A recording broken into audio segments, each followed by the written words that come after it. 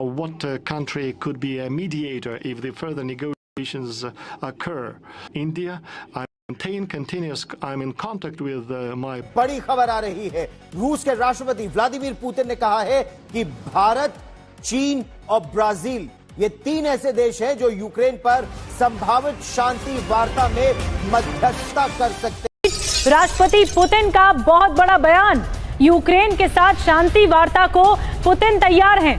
शांति वार्ता में भारत मध्यस्थता कर सकता है, ये पुतिन की ओर से कहा। इंडिया वाकई इसके अंदर पीस लाने के लिए कोशिश कर रहा है।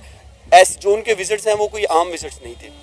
अब इंडिया का अगर आप किरदार देखें तो इंडिया हमेशा से वेस्ट के ज़ेरे अताब रहा है। हमारे ऊपर भी यही टैग आता है और हम हैं भी, लेकिन इंडिया तो इसको क्लेम भी करता है ना ओपनली, क्योंकि इंडिया की हमारे साथ वॉर है, प्रॉक्सी वॉर है। इसके अंदर माजी के अंदर भी अमेरिका की इजाज़तें ली गई, हमने भी अमेरिका से इजाज़तें ली कि आया कि किस हद तक हमें जारहाना रवैया इख्तियार करना है। कहा है कि हम शांति की बात करने के लिए तैयार हैं, बशर्ते इसकी मध्यस्थता करने के लिए या तो भारत या फिर चाइना या फिर ब्राजील। तो हो सकता है कि अगले चंद दिन के अंदर आप कोई बड़ी डेवलपमेंट होते देखें और आपको पता ये चले कि रशिया एंड यूक्रेन किसी एक फॉर्मूला पर तैयार हो गए। समाधान का रास्ता बातचीत से ही निकलता है, डायलॉग से निकलता है, डिप्लोमेसी से निकलता है, और हमने बिना समय गंवाए एक बहुत बड़ी डेवलपमेंट देखने को मिली है। रशिया के प्राइम मिनिस्टर पुतिन ने एक बहुत बड़ी स्टेटमेंट दी है। उन्होंने बोला है कि हम यूक्रेन के साथ वॉर को ख़त्म करना चाहते हैं और पीस कायम करना चाहते हैं, और इस चीज़ का क्रेडिट कहीं ना कहीं इंडिया के प्राइम मिनिस्टर नरेंद्र मोदी को दिया जा रहा है, क्योंकि इंडिया के प्राइम मिनिस्टर नरेंद्र मोदी पहले रशिया के विजिट पे थे, फिर यूक्रेन के विजिट पर गए, और हमने देखा कि जब इंडिया के prime minister Narendra Modi Ukraine के विजिट पर थे तो रशिया ने यूक्रेन पर कोई भी हमला नहीं किया। बस इससे ये बात साबित होती है कि इंडिया के prime minister Narendra Modi Russia के लिए कितने अहमियत के हामिल हैं। हेलो, जय हिंद दोस्तों, एसपी न्यूज़ 91 में आपका स्वागत है। दोस्तों मैं आसमानी कौम के लिए एक बात कहना चाहूँगा। जो ये आसमानी कौम बताते हैं खुद को, अब ये जाके कहीं डूब मरे, जो पूरी दुनिया नहीं कर पाई, जो पूरी दुनिया ने अलग अलग तरीके से अपने पैंतरे खेल लिए थे, वो अकेले एक मोदी जी जो हमारे देश के प्रधानमंत्री जी हैं उन्होंने कर दिखाया है। मैं आपको बता दूं कि व्लादिमीर पुतिन की, जो कि रूस के राष्ट्रपति हैं, उनकी एक स्टेटमेंट आई है जिसने पूरी दुनिया को हक्का भक्का कर दिया है। उन्होंने कहा कि हम जो ये युद्ध चल रहा है इसकी मध्यस्थता करने के लिए बिल्कुल तैयार हैं, शांति के लिए बिल्कुल तैयार हैं, लेकिन अगर मोदी जी चाहें तो। यानी कि कहीं ना कहीं मोदी जी को इस चीज़ का क्रेडिट जाता है। और आप ही आने वाले कुछ ही दिनों में देखेंगे कि आपको एक खबर आएगी आपके सामने कि युद्ध को पूरे तरीके से विराम दे दिया गया है। तो आइए दोस्तों, पाकिस्तानी मीडिया का रिएक्शन देखते।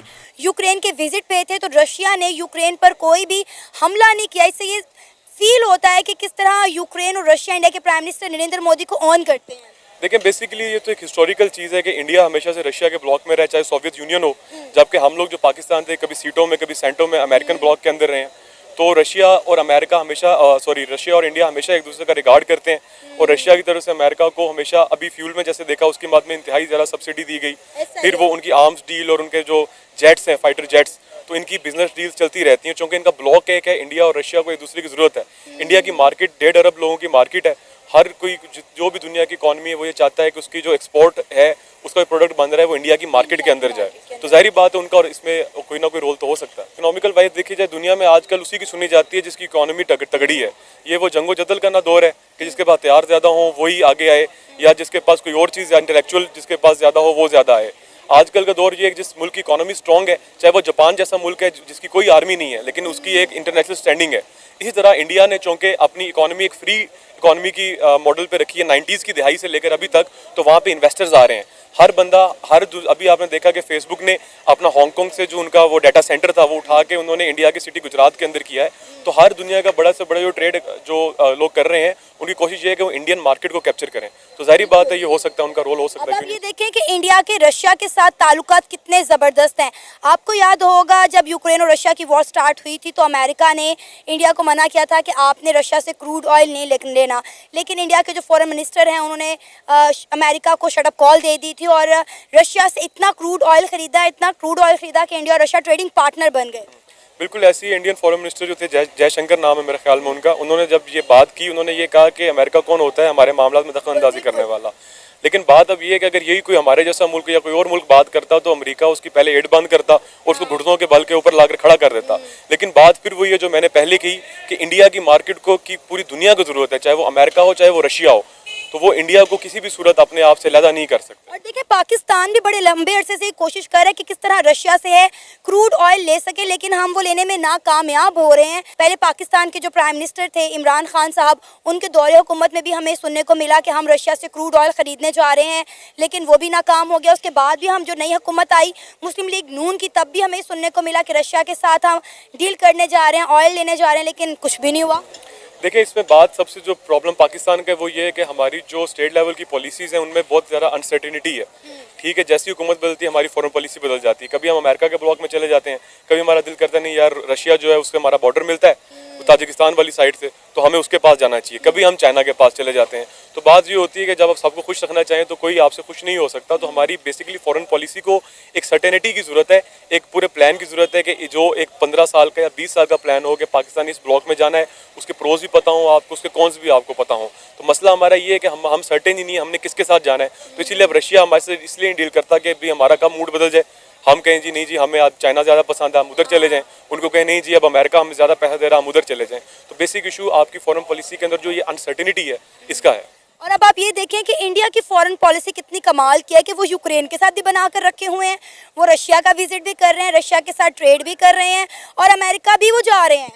बिल्कुल ऐसे ही देखें उनकी ये फॉरेन पॉलिसी आज की नहीं है, उनकी शुरू की है। जबकि अगर आप हमारी तारीख को देखें तो हमारा जो प्राइम मिनिस्टर का जहाज़ वो रशिया जा रहा था और रास्ते में मोड़ के उनको आप ले गए अमेरिका। हालांकि अमेरिका अगर कोई मसला हो तो जो एक बेसिक उसूल है कि जो बिल्कुल आपकी सरहदों के साथ जिसकी सरहद मिलती है वो आपकी मदद को आएगा, ना कि जो 7 समंदर पार एक मुल्क बैठा है वो आपके पास आएगा। फिर उसके बाद हम सीटों सेंटों में चले गए, हमें कोई ज़रूरत नहीं थी इन चीज़ों के अंदर जाने की। रशिया हमसे दूर होता गया। हम India on the other hand उन्होंने रशिया से भी बना के रखी अपनी और अमेरिका से भी बना के रखी। ना रशियन ब्लॉक में पूरी तरह गया ना अमेरिकन ब्लॉक में पूरी तरह गया। लेकिन अगर हम देखें तो हमने कभी अपने हवाई अड्डे दे दिए, कभी हमने कोई लोगों को ट्रेन किया वहाँ पे उनसे लड़ने के लिए। तो ये हमारी बेसिकली फॉरेन पॉलिसी शुरू से तब्जब का जो है शिकार है। अस्सलाम वालेकुम। वालेकुम सलाम। सर कैसे हैं आप? अल्हम्दुलिल्लाह हम गुड, आप बताएं? मैं भी ठीक अल्हम्दुलिल्लाह। सर आपको पता है कि रशिया के जो प्राइम मिनिस्टर हैं पुतिन, उन्होंने बहुत बड़ी स्टेटमेंट दी है। उन्होंने कहा है कि वो यूक्रेन के साथ वॉर को ख़त्म करना चाहते हैं और पीस कायम करना चाहते हैं और इन सब का क्रेडिट कहीं ना कहीं इंडिया के प्राइम मिनिस्टर नरेंद्र मोदी को जा रहा है। कहा जा रहा है कि नरेंद्र मोदी इसमें की रोल प्ले कर रहे हैं क्योंकि पहले वो रशिया के विजिट पे थे, फिर वो यूक्रेन के विजिट पर गए और उसी के बाद ही पुतिन ने ये इतनी बड़ी स्टेटमेंट दी है। जी बिल्कुल आपने ठीक कहा है कि मोदी साहब जो हैं वो सैर तफरी में मसरूफ़ हैं, लेकिन वो सैर तफरी नहीं है। अच्छा। क्योंकि इस वक्त पूरी दुनिया के अंदर जितना भी मामला है वो इकोनॉमिक पार कॉरिडोर है कि जो जिस मुल्क के पास पैसे हैं, जिस मुल्क के अच्छे ममालिक के साथ, बड़े मुल्कों के साथ ताल्लुकात हैं, उनकी इकॉनमी भी स्टेबल रहेगी और इंटरनेशनल दुनिया के अंदर उनका जो एक जो उनका वेट है वो बरकरार रहेगा। अब इस सारी सिचुएशन के अंदर यूक्रेन वाले मामले के अंदर रशिया ने स्ट्रिक्टली एक तवील अरसा ये स्टांस रखा है कि किसी सूरत भी इस जंग को बंद नहीं किया जाएगा। उनकी तरफ से बगावत की गई है, अनॉय किया गया है स्टेट को, फेडरेशन को। अब उसका हर सूरत में बदला लिया जाएगा और उनको दबाया जाएगा, बताया जाएगा कि ऐसी कौन है। तो रशिया ने अच्छे तरीके से ये बताने की कोशिश की है कि वो कौन है और उन्होंने भरपूर मुजाहिरा किया। इवन कि अमेरिका ने इसमें इंटरवीन किया। अमेरिका की सीवियर इंटरवीन होने के बाद भी कुछ नहीं बन पाया और उल्टा रशिया की जानिब से ज़्यादा रिएक्शन देखने में आया। अमेरिका ने हथियार सप्लाई किए यूक्रेन को, रशिया को इस बात के ऊपर भी कि ये क्या मामला है। असल में जंग तो सुपर पावर की है। रशिया दोबारा सुपर पावर बनने की गेम के अंदर है। इंडिया भी आने वाले कुछ अरसे के अंदर उसी दौड़ के अंदर है कि सुपर पावर कौन होगा। अमेरिका ऑलरेडी सुपर पावर है लेकिन उसके कोलैप्स होने के चांसेस भी नज़र आ रहे हैं, चूँकि इंटरनेशनल दुनिया के अंदर वो उनके मामला कुछ ज़्यादा अच्छे नहीं चले, लेकिन दे आर स्टिल क्लेमिंग कि दे आर सुपर पावर और वो सुपर पावर हैं भी। अब जो इंडिया वाला मामला है, इंडिया वाकई इसके अंदर पीस लाने के लिए कोशिश कर रहा है। जो उनके विजिट्स हैं वो कोई आम विजिट्स नहीं थे। अब इंडिया का अगर आप किरदार देखें तो इंडिया हमेशा से वेस्ट के ज़ेर अताब रहा है। हमारे ऊपर भी यही टैग आता है और हम हैं भी, लेकिन इंडिया तो इसको क्लेम भी करता है ना ओपनली, क्योंकि इंडिया की हमारे साथ वॉर है, प्रॉक्सी वॉर है। इसके अंदर माजी के अंदर भी अमेरिका की इजाज़तें ली गई, हमने भी अमेरिका से इजाज़तें ली कि आया कि किस हद तक हमें जारहाना रवैया अख्तियार करना है और इंडिया की जानिब से भी हमेशा अमेरिका से शाबाशी लेने के बाद ही हमारी तरफ बढ़े।